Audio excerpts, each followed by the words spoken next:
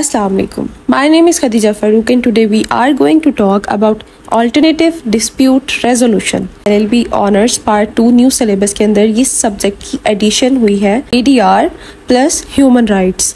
तो हम लोग स्टार्ट करेंगे इस पूरे सब्जेक्ट की सीरीज जिसका फर्स्ट क्वेश्चन है ऑल्टरनेटिव डिस्प्यूट रेजोल्यूशन का ओवरव्यू है। इसके अंदर आपको अगर कोई भी क्वेश्चन आ जाता है, ये क्वेश्चन स्पेसिफिकली उन बच्चों के लिए है जो कि पेपर के अंदर डिफ़िकल्टी फेस करते हैं while attempting and understanding the question. तो आपको अगर कोई भी क्वेश्चन आता है ADR के अबाउट, आपको ओवरव्यू पूछता है, स्कोप पूछता है, नेचर पूछता है, अप्रोचेस पूछता है, टेक्निक्स पूछता है, प्रोसेसेस पूछता है, ADR के रिलेटेड पूछता है, तो आप ये क्वेश्चन अटेम्प्ट कर सकते हैं। हेडिंग्स को आपने बस मोल्ड करना है। If he is talking about approaches, आप अप्रोचेस लिख सकते हैं। If he is talking about importance, आपकी अप्रोचेस ही आपकी इम्पोर्टेंस बन जाएगी। तो ये तरीकाकार आपने अडॉप्ट करना है अपना क्वेश्चन अटेम्प्ट करते वक्त। उसके बाद अगर हम बात करें इसके कॉन्सेप्ट की, ऑल्टरनेटिव डिस्प्यूट रेजोल्यूशन होता क्या है? ये एक ऐसा सिस्टम है, आपको लिटिगेशन का हिस्सा नहीं बनना पड़ता। दैट मीन्स आपको लीगल प्रोसीडिंग्स, आपको प्रॉपर पूरा केस आपको नहीं चलवाना पड़ता और आपका फैसला, आपके जो भी डिस्प्यूट है, आपके झगड़ा या केस है, कोई भी मामला है, मैटर्स है, उनका फैसला बहुत जल्द, फास्ट जस्टिस प्लस इनएक्सपेंसिव, उसके अंदर पैसे नहीं लगते जो पैसे आपके लिटिगेशन लीगल प्रोसीडिंग्स के अंदर लगते हैं। अब आपने क्या करना है, जब भी ऑल्टरनेटिव डिस्प्यूट रेजोल्यूशन को पढ़ना है तो आपने कुछ टर्म्स को याद रखना है। वो टर्म्स क्या है? लिटिगेशन। लिटिगेशन आपकी लीगल प्रोसीडिंग है, तो आपका ADR ऑपोजिट है लिटिगेशन के, क्योंकि इसके अंदर आपको लिटिगेशन, लीगल प्रोसीडिंग्स, पूरे केसेस और तरीक़े और उन सब का हिस्सा नहीं बनना पड़ता। अगर हम समझने के लिए यहाँ पर एक मिसाल लें तो हमारे पास पुराने ज़माने के अंदर गांव के अंदर एक सिस्टम होता था जिसको हम जिरगा सिस्टम बोलते थे। तो हम इसको कंपेयर करेंगे उस सिस्टम के साथ समझने के लिए। जिरगा के अंदर कुछ मसाइल लेकर जाते थे दोनों पार्टीज़ के साथ ताकि फैसला करवा सकें, और वहाँ पर जाकर अपने मसाइल सुनाने के बाद दोनों पार्टीज़ के मसाइल थर्ड पार्टी सुनती थी और वो फैसला करती थी जिसको दोनों पार्टीज़ को मानना पड़ता था, और वहाँ पर ऑन द स्पॉट फैसला हो जाता था।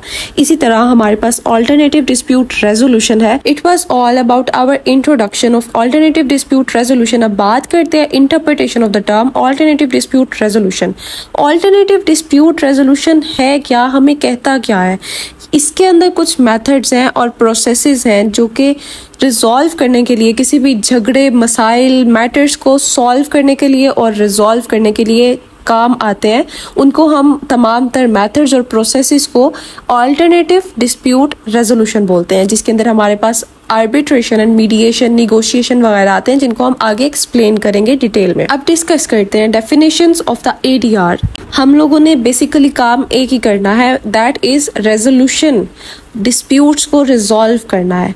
हमने कोर्ट में जाए बगैर, without trial, without any sort of litigation, without going to the court room, हमने उन लिटिगेशंस को रिजॉल्व करना है, सॉल्व आउट करना है, उन डिस्प्यूट्स को ख़त्म करना है। Alternative dispute resolution is designed to settle disputes outside the courtroom with the help of an impartial third party।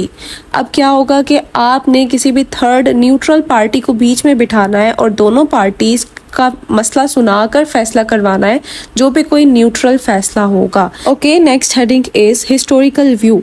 सबसे पहले तो ये ADR सिस्टम कोई नया फिनोमिना नहीं है, ये सब कॉन्टिनेंट के अंदर एंशियंट टाइम्स से आपको मिलते हैं इसके ट्रेसेस। अब उस टाइम पर ये दो तरह से पाया जाता था, जो कि मीडिएशन और आर्बिट्रेशन था बेसिकली। अगर हम इस टाइम के अंदर ADR को देखें तो ये सेवरल कंट्रीज़ के अंदर हम लोगों को अभी भी मौजूद मिलता है, पर डिफरेंट फॉर्म्स और शेप्स के अंदर। एग्जाम्पल्स के अंदर अगर हम फिलीपींस में देखें तो वहाँ पर उनके लीडर्स के अंदर कुछ कॉन्फ्लिक्ट्स अराइज हो गए थे जिनको उन्होंने सॉल्व किया था ADR के थ्रू। इसी तरह लैटिन अमेरिका के अंदर गवर्नमेंट फंक्शनरीज के अंदर कुछ कॉन्फ्लिक्ट्स आ गए थे जिनको ADR के थ्रू सॉल्व किया गया था। सिमिलरली चाइना और जापान में भी इसके ट्रेसेस मिलते हैं। और अगर हम अपने सब सब कॉन्टिनेंट के अंदर देखें तो हमें पंचायत सिस्टम मिलता है जो कि इंस्पायर इसी से होकर ADR की तरफ आया। उसके बाद हम बात करते हैं जिरगा सिस्टम की जो कि ट्राइबल एरियाज ऑफ पाकिस्तान के अंदर हमें मिलता है। अब बात करते हैं importance of alternative dispute resolution के बारे में। सबसे पहले तो आप ऐसे डायग्राम बना सकते हैं क्योंकि आपके पास अगर क्वेश्चन के अंदर काफ़ी सारे पॉइंट्स वो पूछता है, जैसे इंपॉर्टेंस पूछता है, आपको रोल पूछता है, हिस्ट्री पूछता है, आप तमाम तर इंपॉर्टेंस के पॉइंट्स क्लियरली नहीं बता सकते। तो आपने क्या करना है, आपने फ़ौरन से एक डायग्रामेटिकल स्ट्रक्चर बना देना है जिससे आपके जितने भी पॉइंट्स हैं उसके अंदर एक्सप्लेन नहीं भी होते अगर तो वहाँ पर शो हो जाएंगे डायग्राम के अंदर, और एग्जामिनर को, चेक करने वाले को, चेकर को पता चल जाएगा कि आपको ये क्वेश्चन आता है, आपको इन पॉइंट्स के बारे में मालूम है, और आपके पेपर की प्रेजेंटेशन भी अच्छी हो जाएगी। अब डिस्कस करते हैं इनको one by one. First one is efficiency. Efficiency का मतलब हमारे पास आता है एफिशिएंट, स्पीडी, एक्सपेडिशियस होने से। कोई भी जब हम अपना फैसला करवाते हैं ADR के थ्रू तो सबसे पहली चीज़ क्या होती है कि हम लोगों को स्पीडी जस्टिस मिलता है जो कि as compare to court of law काफ़ी तेज़ है, क्योंकि उसके अंदर केस पेंडिंग होने में इतना टाइम लग जाता है जो कि मैक्सिमम एडवांटेज देता है पार्टीज को कि उनको स्पीडी जस्टिस मिलती है। उसके बाद we have preservation of relationships. अब क्या होता है कि आप ADR के थ्रू जब भी फैसला कराते हो तो आप कम्युनिकेशन करते हो आपस में, और जब आप कम्युनिकेशन करते हो तो आपके बहुत से प्रॉब्लम्स सॉल्व होते हैं जिसकी वजह से आपके अपने आपस के रिलेशनशिप्स जो है वो बच जाते हैं। उनके अंदर लिटिगेशन के थ्रू जो प्रॉब्लम्स आती हैं वो प्रॉब्लम्स को फेस नहीं करना पड़ता आपको। उसके बाद वी हैव कॉस्ट इफेक्टिवनेस। अब क्या होता है कि ये आपका पॉकेट फ्रेंडली भी होता है। आप कोर्ट के अंदर जाते हो, लीगल फीस देते हो, कोर्ट कॉस्ट्स देते हो, आप उन तमाम चीज़ों को पूरा करते हुए ही एकदम थक जाते हो कि आप जस्टिस के लिए यहाँ पर आए थे बट इसके अंदर तो इतना सारा पैसा लग गया है आपका। तो जिरगा सिस्टम या फिर ADR, इसके अंदर आपको पॉकेट फ्रेंडली है ये, और आपको कॉस्ट इफेक्टिवनेस, आपके पैसे बचत होती है इसके अंदर बहुत ज़्यादा। उसके बाद एक्सेस टू जस्टिस। आपको स्पीडी जब जस्टिस मिलती है तो आपको जस्टिस, इंसाफ की तरफ ज़्यादा आप बॉन्डिंग आपकी स्ट्रॉन्ग हो जाती है in spite of court of law, जिसके अंदर आपको लॉन्ग प्रोसीडिंग्स से गुजरना पड़ता है और फिर जाके आपको फैसला मिलता है। नेक्स्ट हमारे पास मेन हेडिंग आती है techniques of alternative dispute resolution, यानी कि हम प्रोसेस कौन सा अडॉप्ट करते हैं। तो हमारे पास काफ़ी प्रोसेसेस आते हैं इसके अंदर, मीडिएशन, आर्बिट्रेशन, निगोशिएशन जो कि काफ़ी फेमस है। उसके बाद हमारे पास mini trials, peer reviews, online dispute resolution, conciliation, collaborative laws. आप इनकी भी एक डायग्राम बना सकते हैं सो दैट आप इनको कम्प्लीटली अगर एक्सप्लेन नहीं करते तो आपकी डायग्राम से शो हो जाए कि आपको टेक्निक्स के बारे में अच्छे से पता है।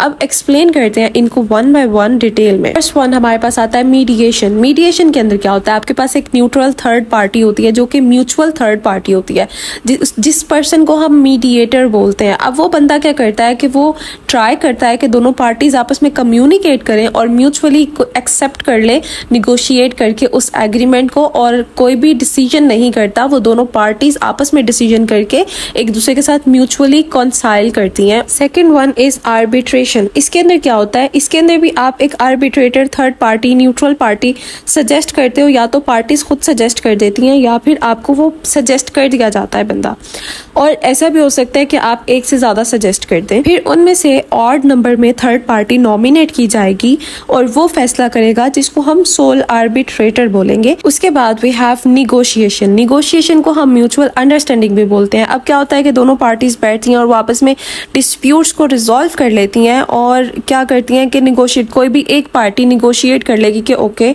आप इसमें से बेनिफिट ले लें, मैं पीछे हट जाता हूँ, या फिर हम दोनों मिलकर कर लेंगे, तो ये निगोशिएशन है। उसके बाद वी हैव कोलैबोरेटिव लॉज। इसके अंदर क्या होता है कि दोनों पार्टीज अपने अपना अटर्नी शो कर देती हैं जो कि उनको रिप्रेजेंट करता है, और दोनों पार्टीज जो हैं वो डिस्प्यूट्स को रिजॉल्व करने के लिए कोर्ट जाए बगैर वहां पर ही मैटर को रिजॉल्व करती हैं, जिसके अंदर एक्सपर्ट्स उनकी हेल्प करते हैं। उसके बाद वी हैव कॉन्सिलिएशन। कॉन्सिलिएशन के अंदर क्या होता है कि जो एक कॉन्सिलिएटर होता है जिसको सेलेक्ट कर लिया जाता है, वो कॉन्सिलिएटर एक एडवाइजरी रोल प्ले करता है।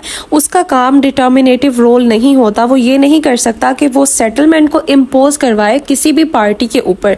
वो थर्ड पार्टी होगा जिसको हम कॉन्सिलिएटर कहेंगे। उसके बाद at the last we have conclusion. तो हम क्रक्स निकालेंगे इस तमाम डिस्कशन का कि हमारे लिए ADR जरूरी क्यों है। सबसे पहले तो ADR क्या है, ADR जरूरी क्यों है, और उसके बाद ADR जो है वो हेल्प करता है to get relief from the court, कि आपको इन तमाम कोर्ट्स के लंबे प्रोसीडिंग्स और इतने पैसे और इन सब झंझट से बचना पड़े, आपके कॉन्फ्लिक्ट्स भी रिजॉल्व हो जाएं और आपके रिलेशनशिप्स भी प्रोटेक्ट रहें और आप लिटिगेशन से दूर रहें। अगर आपको कोई भी चीज़ इसमें से समझ नहीं आई तो यू कैन कमेंट डाउन, और अगर आपको नोट्स चाहिए you can contact me further for them, and thank you so much for watching.